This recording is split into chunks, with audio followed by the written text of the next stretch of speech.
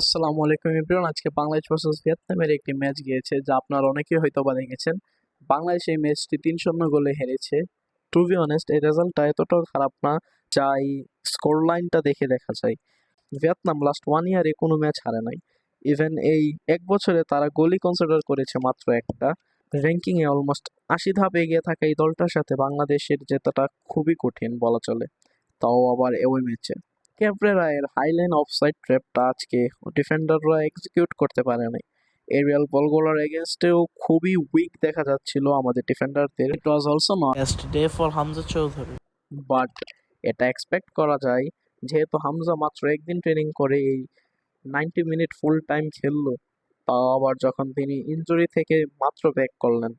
কেভরারের আজকে হামজাকে ফুল 90 মিনিট খেলানো উচিত হয়নি, as our next target is Singapore match. So we need Hamza in his best shape. Also, Shom was out of best player today.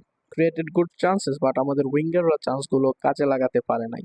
Ranking এ আমাদের এত সামনে থাকা ভিয়েতনামের সাথে খেলে আমাদের অনেক উইক জোন বের হয়ে এসেছে। ফুললি আমাদের টিম এটা নিয়ে কাজ করবে এবং ফিউচারে আরো এমন হায়ার র্যাঙ্কিং টিমের সাথে খেলবে। হাই র্যাঙ্কিং টিমদের সাথে খেললেই আমাদের প্লেয়ারদের অ্যাকচুয়াল ইমপ্রুভমেন্টটা হবে।